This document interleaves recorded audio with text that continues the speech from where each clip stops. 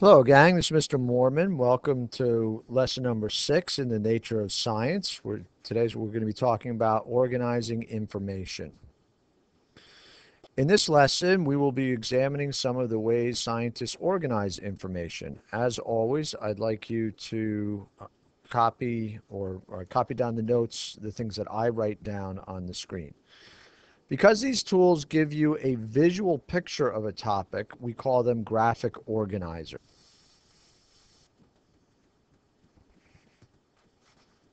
They show at a glance how key concepts are related.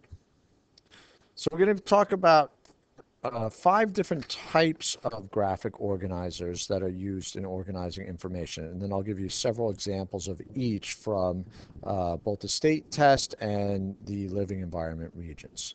So the first one we're going to talk about are concept maps. These begin with a general concept at the top and then show how it can be broken down into more specific concepts or steps.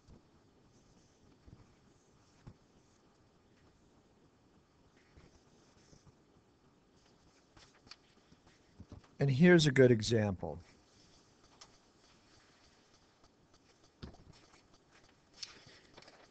Notice that they use linking words to kind of explain all the different steps in the breakdown. The concept words, which are usually nouns, are placed in ovals and connected with linking words. Often the most general concept word is placed at the top, like here we see mammals, and the words become more specific as you move down. Often the linking words, which are written on a line extending between the two ovals, describe the relationship between the two concepts they connect. If you follow any string of concepts and linking words down the map, it should read like a sentence. For example, if you go down the left side, mammals, some are pets and depend on humans. You could follow any other line down, and it sounds like a sentence, and they can be connected, and it shows you the way the different concepts are related. These type of graphic organizers called concept maps are very common on some of the different tests. Let's look at an example. This comes from the June 2011 Living Environment Regents. It says the diagram below represents a sequence of events that occurs in living things. X, which are digested into smaller molecules, which can be synthesized into fat, starch, protein, or DNA. Now, this is not a concept that we've learned yet, but the answer here is 2 organic molecules. Organic molecules can be broken down into smaller molecules, and actually each of those down at the bottom are all different types of organic molecules. Okay, let's move on to the next type of graphic organizer. These are called compare and contrast table. These are used to sort out the similarities and differences between 2 or more items.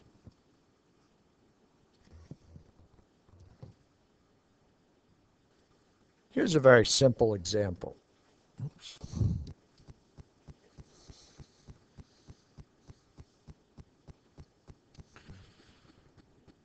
A table provides an organized framework in which to compare items based on specific characteristics that you identify. To create a compare and contrast table, list the items to be compared across the top of a table, then list the characteristics that will form the basis of your comparison in the left-hand column. Complete the table by filling in information about each characteristic, first for one item and then for the other. Here's an example from the New York State test. In this example, we can see that the minerals are on the column on the left, and the comparison is across the top, the hardness, the streak, and the reaction with acid. And you can easily just read this chart to compare what the different characteristics are. So let's look at these questions. In the first question, we have to identify the mineral in the table that is hard, has a black streak, and has no reaction with acid. And it looks like hornblende matches all of those characteristics. In the next question, it asks us to compare chalcopyrite and galena. And it's asking which property is different. And we can see here, hard and soft, its hardness. The last question asks us to describe the test for determining the streak for most minerals. If you remember, you rub the mineral, on a streak plate and look for what kind of streak is left behind. A streak plate is like a rough ceramic plate that many minerals will leave a mark on, and that's a streak test. Here's another example of a compare and contrast chart from the 2013 New York State Intermediate Level Test. Here we see a table that compares and contrasts the different planets and the different objects in our solar system, the sun and the planets. The distance between the sun and Saturn is approximately 6 times the distance between the sun and which other planet? Okay, so if we look at the chart here, we see the distance from the sun is 1,427 million kilometers. And we need to find the one that is 1/6 of that. And that looks like probably this one here. Mars is about 1/6. If you take 228, multiply it by 6, that's the one that would be the closest to 1427. So the answer is 3 Mars. And here's yet another example from the 2013 New York State Intermediate Level Science Test. So the first question asks us which animals in the chart undergo internal fertilization. Now that's not something we've learned yet, but what that means is that the sperm and egg combine inside the female. And when we look at the chart, we see that right here, that's true for the bird and it's true for the human. The next question asks which animals in the chart develop externally, meaning the embryo is going to develop outside the female. And if you look at the chart here, we see that the human develops inside. So that's the one that is not developing externally. So that's not, here we see eggs developing outside, so it would be bird and frog. And we might as well answer this last question also. Why do human egg and sperm cells have only 23 chromosomes when human body cells have 46 chromosomes? Well, sex cells each have a half set of DNA. So sperm and egg would each have a half set so that when they come together, you end up with the full set of chromosomes that you're supposed to have in each cell.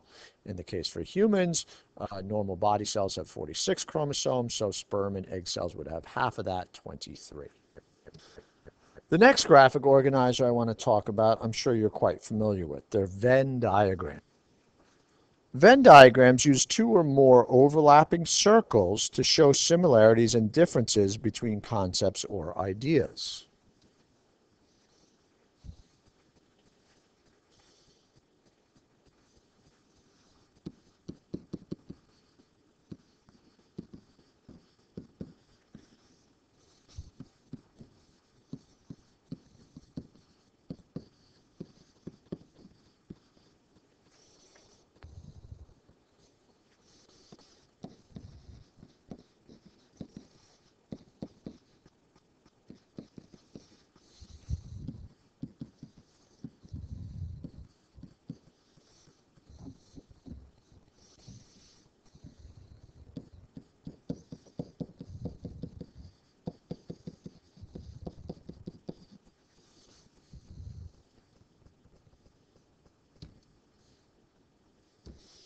And here we see a very simple example of a Venn diagram comparing and contrasting pens and pencils. In the middle, you compare, you talk about the similarities. They're both used for writing. On the outside, you would be contrasting them, talking about the differences. Okay, the next graphic organizer we'll talk about are flowcharts.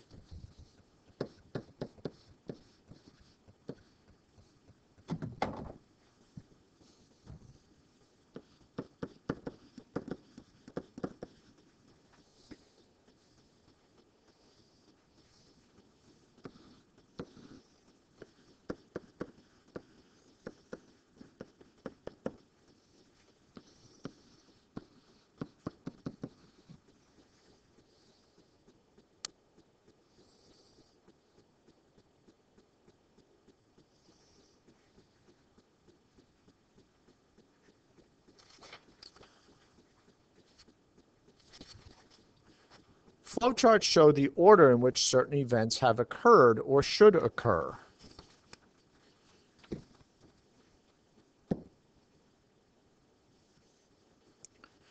Here is a very simple example of a flowchart for preparing pasta.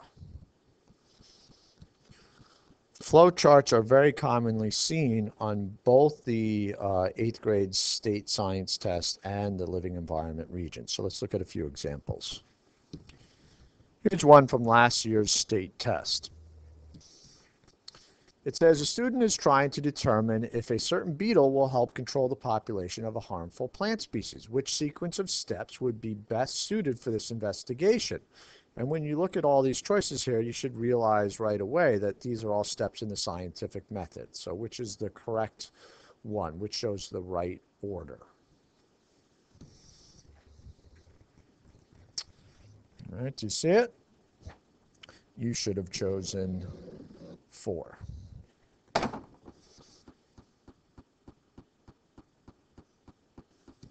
Here are 2 more from the same test. Number 16, which pathway do most nutrients take after a person takes a bite of food?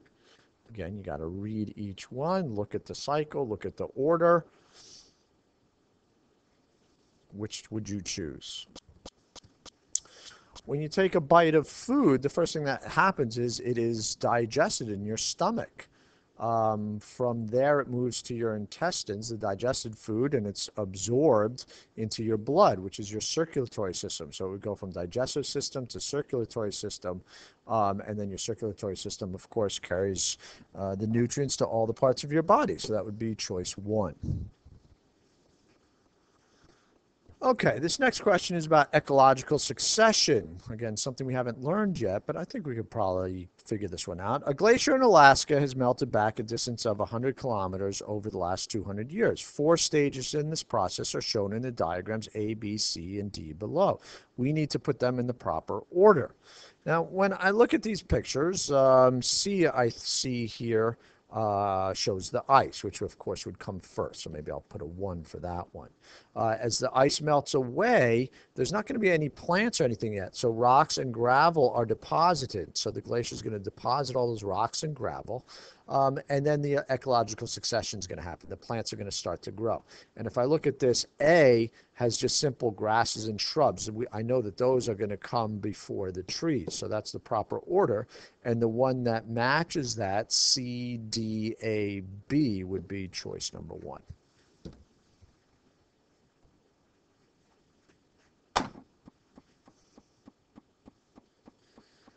Here's another question from the same test that involves a flow chart. Here we see a person places their hand on a hot stove. Sensory nerves send a signal to the spinal cord. Motor nerves then send a signal, and the person pulls their hands away from the hot stove. So we need to identify cause and effect in this flow chart. So the cause would be something that happens first, and I would identify that as being the cause. And what happens, the effect, is the person pulls their hands away.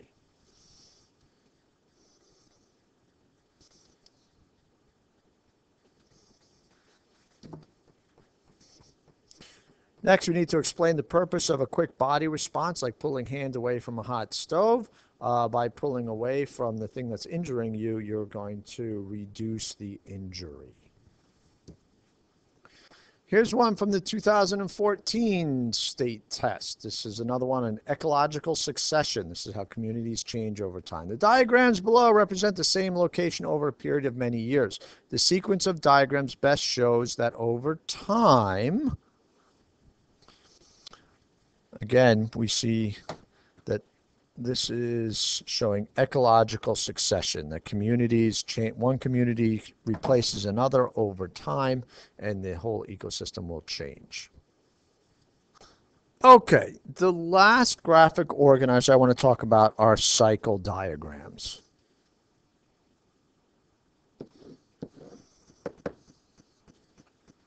Cycle diagrams show a sequence of events that is continuous or cyclical. And here's a very simple example showing the steps in a science experiment, the scientific method. Cycle diagrams are used to show relationships and sequences in all different areas of science, and they're very commonly seen in different forms on both the state test, the state science test, and the living environment regions. So let's look at some examples. Here's one showing the water cycle. We need to identify during which process is water released from land organisms into the atmosphere. I see that happening here with the trees, so the answer is B. And that process, by the way, is called transpiration, where plants lose their moisture to the atmosphere. Here's a very complicated cycle diagram that you may remember from 7th grade. This is the rock cycle. So question 48 asks, basalt is a rock that is formed when magma from volcanic eruptions cools and solidifies. What class type of rock is basalt? So to answer this question, again, using our critical thinking skills, I see the word magma here, and I see the word solidifies, which are things I see in the diagram. Magma, solidification, and that would be an igneous rock. And the next question asks us to identify one process that causes the metamorphism of an igneous rock into a metamorphous rock. So I go back to my chart. Here I see igneous rock. Here I see metamorphic rock. And I see this line connecting them. So heat and pressure would be a good answer for that. Heat and pressure would be the processes that lead to metamorphism of igneous rock.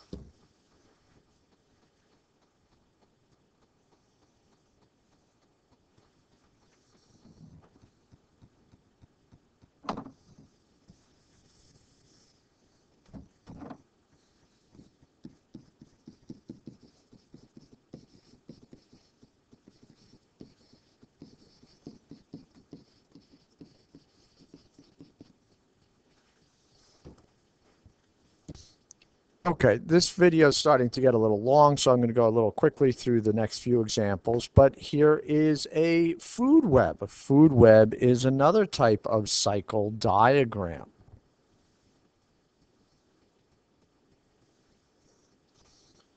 Here's a different type of cycle diagram question showing how an egg goes through different stages to become an adult insect. This is a mosquito. What is the process that is being shown here? It is called metamorphosis. Okay, last one. This is from the 2014 state test. The diagram below represents two gases being cycled through an ecosystem. Letter X represents one of those gases. So if I look at this, I see X is down here, and it's coming from cellular respiration in animals, and also respiration happens in plants. So I know the oxygen up at the top is coming from the plants. This would be carbon dioxide coming from the animals. Of course, plant cells also produce carbon dioxide during respiration. All cells do. Okay, that's it for this video. I apologize for this one stretching on a little longer than normal, but that's going to happen from time to time if we have a longer topic. See you tomorrow in class.